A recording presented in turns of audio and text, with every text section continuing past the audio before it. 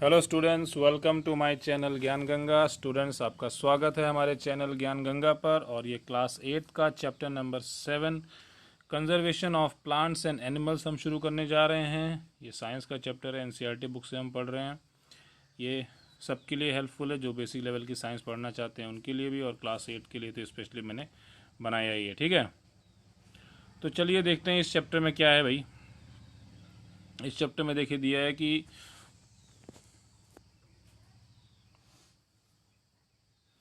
भाई ये लोग फॉरेस्ट में जा रहे हैं, भोजो और पहेली। तो वहाँ पे ये लोग ये जानने की कोशिश कर रहे हैं कि कैसे एक्सपीरियंस रहे इन लोगों के, वो सब शेयर करने की कोशिश कर रहे हैं। और जो दूसरे चिल्ड्रंस है क्लास में, वो भी ईगर हैं, शेयर कर रहे हैं अपने एक्सपीरियंसेस, कैसे मतलब विज़िट किया उन्होंने, भरतपुर सेंचुरी में विज़िट किया इन्होंने, समझे। तो यहाँ पे मेन चीज़ समझने की, देखिए यहाँ पे भरतपुर सेंचुरी का नाम आ रहा है। ठीक है, some others had heard about Kaziranga national park आ रहा है। ठीक है, लॉकचाओ वाइल्ड लाइफ सेंचुरी है, और ग्रेट निकोबार बायोस्फीयर रिजर्व है, और टाइगर रिजर्व्स हैं। ये सारी चीज़ें हैं। देखिए ये सारी चीज़ें क्या हैं, अब ये कुछ प्लेसेस हैं यहाँ, जो पूरे हमारे ये प्लेसेस हैं, जो एक तरह से कोई पार्क है, कोई वाइल्ड लाइफ सेंचुरी है, इसके बारे में यहाँ पे डिस्कशन हो रहा है। जानेंगे कि भाई यहाँ पे इसके बारे में क्या बताया जाए, क्योंकि देखिए इस चैप्टर का नाम ही है conservation of plants and animals.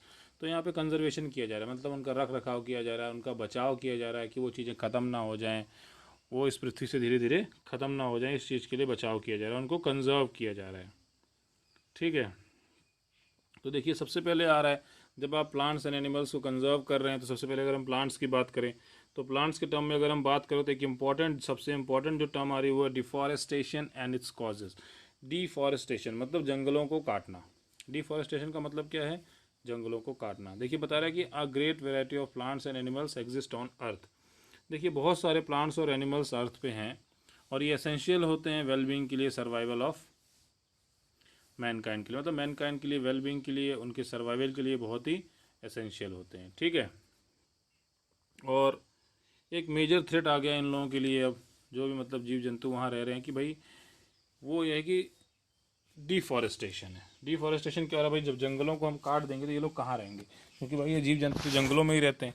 तो जंगलों को हम धीरे धीरे काट रहे हैं, डिफॉरेस्टेशन कर रहे हैं, मतलब जंगलों को काट रहे हैं, तो इनके रहने के लिए बहुत मुश्किल हो रही है। और हम जानते हैं कि डिफॉरेस्टेशन का मतलब क्या है?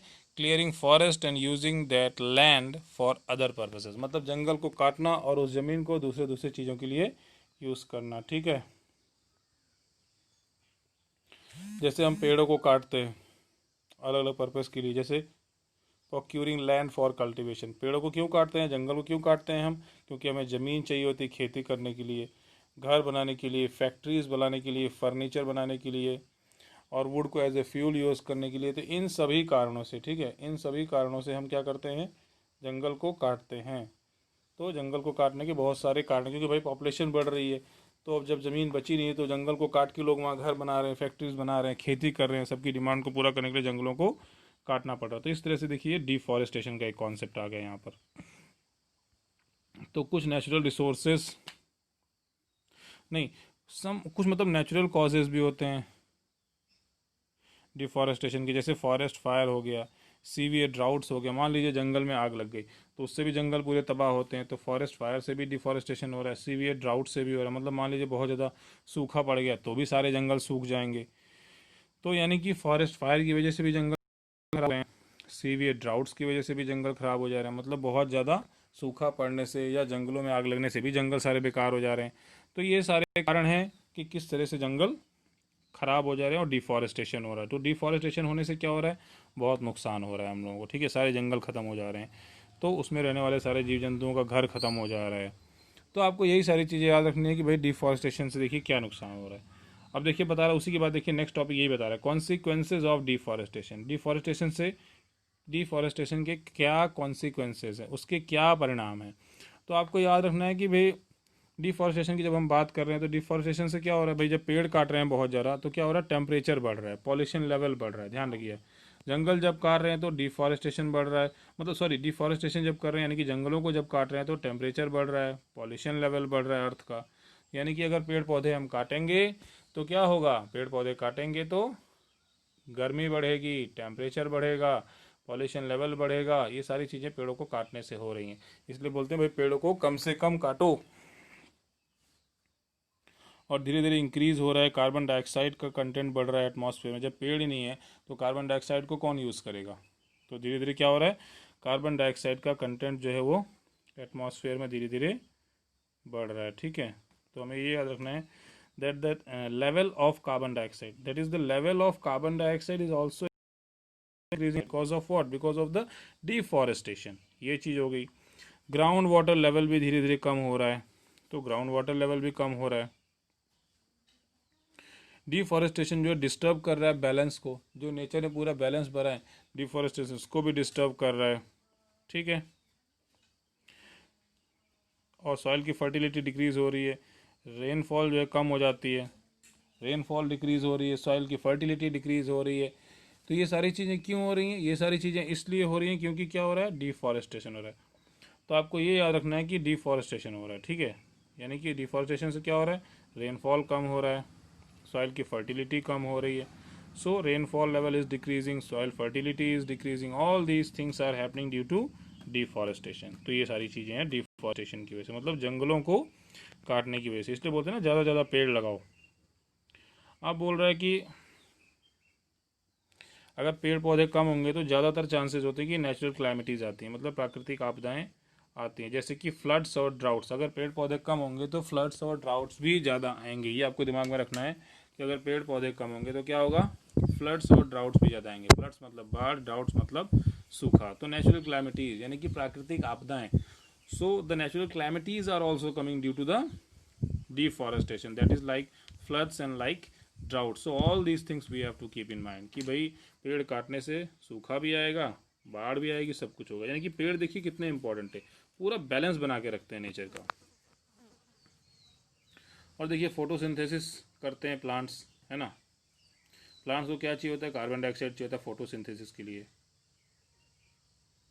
अब अगर मान लो बहुत कम पेड़ हैं तो यानी कि बहुत कम कार्बन डाइऑक्साइड यूज़ होगी, तो इससे कार्बन डाइऑक्साइड का लेवल बढ़ रहा है। अगर हम पेड़ों का लेवल घटा रहे हैं तो क्या हो रहा है, कार्बन डाइऑक्साइड का लेवल बढ़ रहा है। तो यही हमें समझना है कि अगर पेड़ों का लेवल हम घटाएंगे तो क्या होगा, कार्बन डाइऑक्साइड का लेवल बढ़ेगा। इसलिए बोलते हैं भाई कंजर्व करो, पेड़ों को बचाओ, पेड़ों को बचाओ, है ना। तो यही बात आ गई।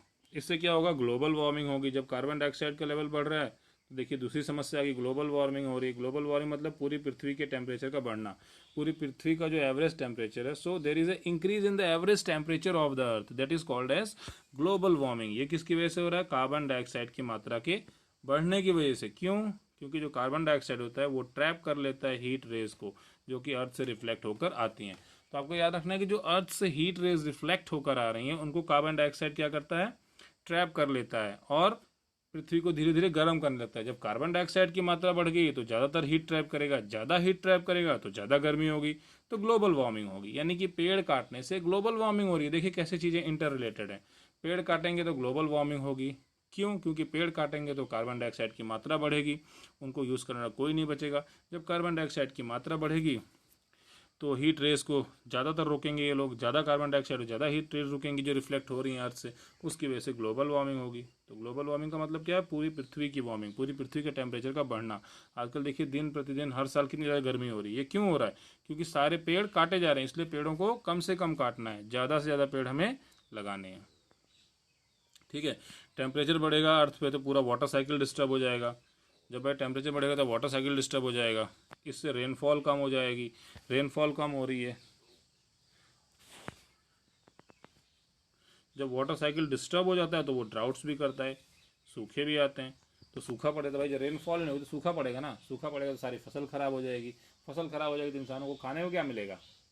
ठीक है, तो देखिए किस तरह से सारी चीज़ें इंटर रिलेटेड। यानी कि पेड़ हमारे लिए कितना जरूरी है, इसलिए पेड़ को काटना ही नहीं चाहिए। सीधी सी बात है भाई, पेड़ को मत काटो। पेड़ को काट रहे हैं तो हम अपना ही नुकसान कर रहे हैं, ये आप समझ लीजिए। ठीक, और जो डिफॉरेस्टेशन है एक मेजर कॉज जिसकी वजह से क्या चेंज हो रही है, सॉइल की प्रॉपर्टीज़ चेंज हो रही हैं। ठीक है, तो डिफॉरेस्टेशन की वजह से सॉइल की प्रॉपर्टीज सारी चेंज हो रही हैं, फिजिकल प्रॉपर्टीज सॉइल की चेंज हो रही हैं। और जो कैसे होंगी, प्लांटेशन से और वेजिटेशन से अफेक्ट होंगी। ठीक है, तो प्लांटेशन से और वेजिटेशन से इसकी प्रॉपर्टीज अफेक्ट होंगी। ठीक है, तो अब आ रहा है कि भाई ज़्यादा अगर मतलब हाँ ज़्यादा पेड़ काटेंगे, अगर बहुत ही कम पेड़ हैं, बहुत कम पेड़ होंगे तो उससे क्या होगा, सॉइल इरोजन भी तो होगा। देखिए सॉइल इरोजन भी होगा। अगर हम पेड़ काट रहे हैं तो सॉइल इरोजन हो रहा है। सॉइल इरोजन क्या होता है, मतलब मिट्टी का कट के बह जाना। अगर पेड़ नहीं होंगे तो मिट्टी कट के बह जाएगी, पेड़ होता है तो मिट्टी को होल्ड करके रखता है। ठीक है, इसलिए कम ट्री होंगे तो क्या होगा, सॉइल का इरोजन भी ज़्यादा होगा, मृदा अपरदन इसको हिंदी में बोलते हैं। ठीक है, तो सॉइल का इरोजन यानी कि मिट्टी का कट कट के बह जाना। अगर पेड़ होता है तो मिट्टी को रोक के रखता है। तो सॉइल इरोजन वो प्रोसेस है जिसमें बारिश से, हवा से या किसी भी चीज़ से मिट्टी उड़ के दूसरी जगह चली जाती है या कट के दूसरी जगह चली जाती है बारिश से। तो मिट्टी का एक जगह से दूसरी जगह जाना, इसी को क्या बोलते हैं, कट के जाना, उसी को क्या बोलते हैं, सॉइल इरोजन। ठीक है, तो removal of the top layer of the soil, याद रखिएगा, removal of the top layer of the soil exposes the lower. जब टॉप लेयर चली जाएगी तो लोअर लेयर ऊपर आ जाएगी, जो हार्ड और रॉकी मतलब लेयर है वो ऊपर आ जाएगी। This soil has less humus, इस सॉइल में क्या होता है, ह्यूमस की मात्रा कम होती है और ये लेस फर्टाइल होती है। तो यानी कि सॉइल इरोजन से क्या होगा, आपकी मिट्टी भी अनुपजाऊ हो जाएगी। देखिए सारी चीज़ें इंटर रिलेटेड है। अगर पेड़ काट रहे हैं तो कितना नुकसान हो रहा है, मिट्टी भी हमारी क्या हो रही है, लेस फर्टाइल हो जा रही है। इसलिए से क्या हो रहा है, फर्टाइल ग्रेजुअली जो सॉइल है वो अनफर्टाइल हो जा रही है और वो धीरे धीरे डेजर्ट में कन्वर्ट हो जाती है। तो इसी प्रोसेस को क्या बोलते हैं, इसी प्रोसेस को बोलते हैं डेजर्टिफिकेशन। ठीक है, इसी प्रोसेस को बोलते हैं डेजर्टिफिकेशन। इसमें हो क्या रहा है, ग्रेजुअली जो सॉइल है उसकी फर्टिलिटी खत्म हो रही है, वो एकदम अनफर्टाइल हो जा रही है। उसके बाद क्या हो रहा है, डेजर्ट में कन्वर्ट हो जा रहा है, तो इससे रेगिस्तान बन जा रहे हैं। तो आपको ये याद रखना है कि पेड़ काटना बिल्कुल ही खतरनाक है, पेड़ बिल्कुल भी नहीं काटना है, क्योंकि इससे डेजर्टिफिकेशन भी हो रहा है, चीज़ें डेजर्ट में कन्वर्ट हो जा रही है, ज़मीन जो है डेजर्ट में कन्वर्ट हो जा रही है। ठीक है, तो ये सारी चीज़ें आपको याद रखनी है। तो देखिए deforestation leads to decrease in the water holding capacity of the soil. जो सॉइल की जो वाटर होल्डिंग कैपेसिटी है वो भी कम हो रही है अगर आप डिफॉरेस्टेशन कर रहे हैं। अगर आप पेड़ों को काट रहे हैं तो मिट्टी की जो वाटर को होल्ड करने की कैपेसिटी है, मिट्टी की जो पानी को पकड़ के रखने की कैपेसिटी है, वो भी तो कम हो रही है, ये भी कम हो रही है। The movement of water from the soil surface into the ground, जो इनफिल्ट्रेशन रेट होता है ये कम हो जाता है। ठीक है, तो ये वाटर को होल्ड नहीं कर रही है मिट्टी। अब ना मिट्टी जो है पानी को रोक रही है, ना पानी ज़मीन के अंदर जा रहा है ज़्यादा, तो इनफिल्ट्रेशन में नहीं हो रहा है। तो क्या हो रहा है, इसकी वजह से देखिए फ्लड्स भी हो रहे हैं। फिर धीरे धीरे क्या होता है कि बाढ़ भी आ जाती है। जब पानी नीचे नहीं जाएगा तो धीरे धीरे बाढ़ भी आएगी, यानी कि सूखा भी आ रहा है, बाढ़ भी आ रहा है। तो आप ये देख सकते हैं कि पेड़ों को काटने से कितना नुकसान आ रहा है, सूखा भी आ रहा है, बाढ़ भी आ रहा है, सॉइल का इरोजन भी हो रहा है, सॉइल अनफर्टाइल भी हो रही है, डेजर्टिफिकेशन भी हो रहा है।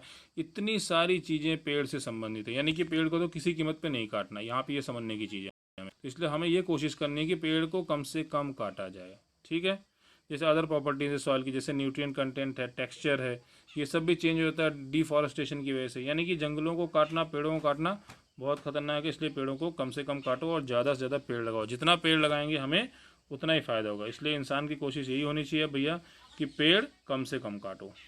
ठीक है, तो ये चीज़ें हैं, इसलिए हमें कोशिश करनी है कि पेड़ों को काटना रोको और इतनी सारी समस्याओं को रोको। यानी कि पेड़ों को काटना रोकेंगे तो इतनी सारी समस्याएं रुक जाएंगी, ड्राउट्स रुक जाएगा, सॉइल इरोजन रुक जाएगा, डेजर्टिफिकेशन रुक जाएगा, सॉइल जो अनफर्टाइल हो जा रही है वो सब रुक जाएगा, ग्लोबल वार्मिंग रुक जाएगी, फ्लड्स रुक जाएंगे, सब कुछ रुक जाएगा, है ना। अब देखिए नेक्स्ट पॉइंट आ रहा है conservation of forest and wild life. किस तरह से आप जंगल को और वाइल्ड लाइफ को कंजर्व करेंगे। ठीक है, देखिए डिफॉरेस्टेशन की इफेक्ट तो आपने जान लिए। अब यहाँ पे एक बात आ रही है, कैसे आप फॉरेस्ट और वाइल्ड लाइफ को सेव करेंगे, कैसे आप जंगलों को बचाएंगे, कैसे जंगलों में रहने वाले जीव जंतुओं को बचाएंगे। तो यहाँ पे आ रहा है कि एक चीज़ अब आ रही है कि प्लांट्स और जो एनिमल्स है जो जो मतलब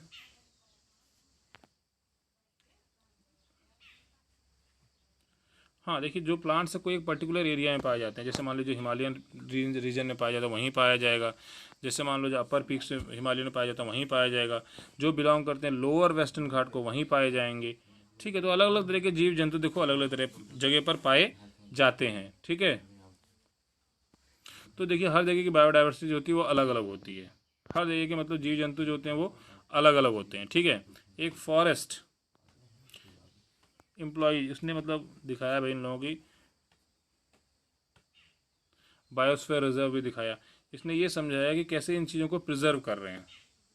तो जो बायोलॉजिकल इंपॉर्टेंस की चीज़ें उनको प्रिजर्व किया जा रहा है, तो बायोस्फीयर रिजर्व हो रहा है। तो वो क्या है, एक हमें मतलब नेशनल हेरिटेज का उनको पार्ट बनाया जा रहा है, उनको बचाया जा रहा है। अब आपको समझना है कि बायोस्फीयर क्या है। देखिए, biosphere is that part of the earth in which living organism exist on which और विच सपोर्ट लाइफ। मतलब बायोस्फीयर क्या है, ये वो पार्ट है जहाँ पे मतलब ऑर्गेनिजम्स रह रहे हैं, जहाँ उनको नेचुरल कंडीशन दी जा रही है, जहाँ उनकी सपोर्ट करने वाली कंडीशन दी जा रही है। ठीक है, उनको एक नेचुरल कंडीशन दी जा रही है। और बायोलॉजिकल डाइवर्सिटी या बायोडाइवर्सिटी का मतलब क्या है, जो वेराइटी ऑफ ऑर्गेनिजम्स जो प्रेजेंट हैं अर्थ पर, जो तरह तरह के जीव जंतु अर्थ पर प्रेजेंट हैं, इसी को बोलते हैं बायोडाइवर्सिटी। बायोडाइवर्सिटी का मतलब है वेराइटी ऑफ ऑर्गेनिजम्स, तरह तरह के जीव जंतु।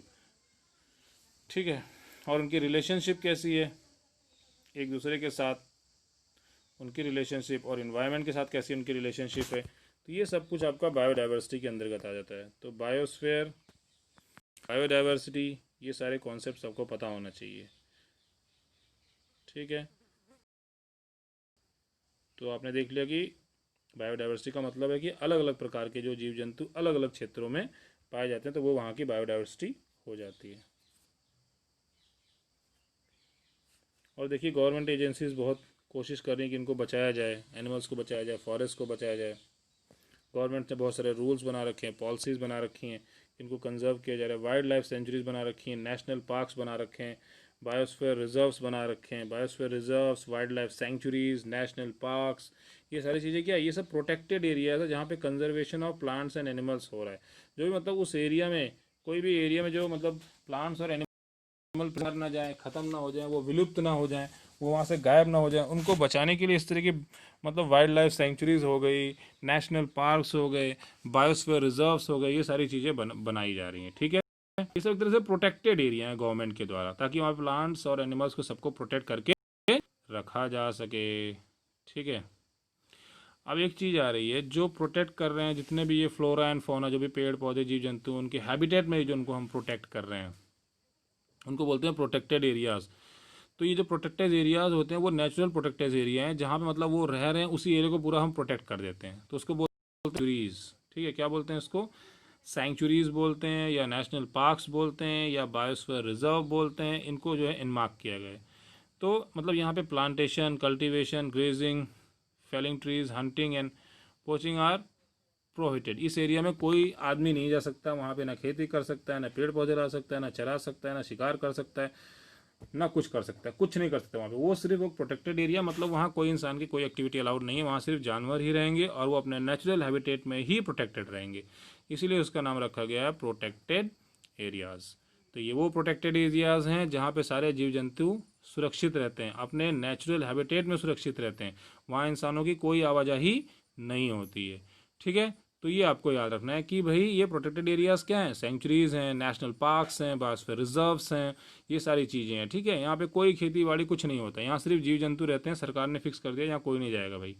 अब बोला सेंचुरी होती हैं, तो जब सेंचुरीज की बात कर रहा है कि ये भी वही एरिया है जहाँ पे एनिमल्स प्रोटेक्टेड हैं, कोई मतलब डिस्टर्बेंस नहीं होगा उनको, उनके हैबिटेट को कोई डिस्टर्बेंस नहीं होगा, वही सेंचुरीज, बायोस्फीयर रिजर्व्स, और ये सब प्रोटेक्टेड एरिया, नेशनल पार्क्स, तो ये सारे हैं। तो देखिए, हमने यहाँ पे देखा कि गवर्नमेंट पूरी पूरी कोशिश कर रही है, इतनी सारे स्टेप्स आ रही है इनको बचाने के लिए, इतनी सारी चीज़ें कर रही हैं कि कैसे भी करके हम अपने वाइल्ड लाइफ को कंजर्व कर सकें, मतलब जीव जंतु जो जंगल में रहते हैं उनको भी कंजर्व, जंगलों को भी बचा सकें, सभी को बचा सकें, क्योंकि सब खत्म हो जाएगा तो एक दिन सब कुछ खत्म हो जाएगा। तो आपको यही समझना है यहाँ पर कि पेड़ पौधे जीव जंतु सबको बचाना बहुत जरूरी है। इसीलिए इस चैप्टर का नाम क्या है, conservation of plants and animals. दोनों को बचाना है, और दोनों ही हमारी प्रकृति के लिए, हमारी अर्थ के लिए, हमारे जीवन को सुचारू रूप से चलाने के लिए बहुत ज़रूरी है। तो स्टूडेंट्स, हमने इस चैप्टर 7 को स्टार्ट किया, conservation of plants and animals. इसमें हमने ये 2 पेज पूरे डिस्कस किए, इसमें बहुत सारे कॉन्सेप्ट्स हैं, इसको बहुत ध्यान से पढ़ना है, एक एक लाइन पढ़ना है, एक एक शब्द को सुनना है, फिर से पढ़ना है, फिर से सुनना है, इसके समरी को पढ़ना है, इसके बेसिस से जितने भी क्वेश्चन आंसर्स बन रहे हैं उनको सॉल्व करना है। बहुत ही इंपॉर्टेंट चैप्टर है, इसमें बहुत सारे बेसिक लेवल की साइंस है। ये 8th क्लास के बच्चों के साथ साथ ये सभी को मदद करेगी जो भी कॉम्पिटेटिव एग्जाम्स की प्रिपरेशन कर रहे हैं, जहाँ भी बेसिक लेवल की साइंस आती है। देखिए, इसमें इतनी सारी चीज़ें आपसे पूछ लेगा भाई, वाइल्ड लाइफ सेंचुरी क्या है, क्या होता है, और बायोस्फीयर रिजर्व्स क्या होते हैं, तो ये सारी चीज़ आपको पता होनी चाहिए। डिफॉरेस्टेशन क्या है, ग्लोबल वार्मिंग क्या है, ठीक है, डेजर्टिफिकेशन क्या होता है, सॉइल अनफर्टाइल कैसे हो रही, क्या इसके इफेक्ट हैं, डिफॉरेस्टेशन के क्या क्या इफेक्ट्स हैं, ये सारी चीज़ें आपको याद होनी चाहिए, ठीक है। तो इसमें एक भी चीज़ छोड़ने की नहीं है, एक एक लाइन एक एक शब्द इंपॉर्टेंट है। तो सारी चीज़ों को पढ़िए, समझिए, क्वेश्चन आंसर्स को सॉल्व कीजिए, जो भी डाउट हो उसको पूछिए। फिर हम नेक्स्ट प्रेजेंटेशन में शुरू करेंगे नेशनल पार्क और बायोस्फीयर रिजर्व, यहाँ से हम लोग शुरू करेंगे, ये पढ़ेंगे हम नेक्स्ट प्रेजेंटेशन में। तो स्टूडेंट्स आज के लिए इतना ही, मिलेंगे नेक्स्ट प्रेजेंटेशन में नेक्स्ट टॉपिक के साथ, जो कि है नेशनल पार्क या बायोस्फीयर रिजर्व। तो ये प्रेजेंटेशन यहीं ख़त्म होगा। जो भी डाउट्स हो पूछिए, होमवर्क करिए, पढ़िए, लिखिए, याद करिए, वीडियो को देखिए, कुछ ना समझ में आए तो पूछिए। मिलते हैं नेक्स्ट वीडियो में। Thank you.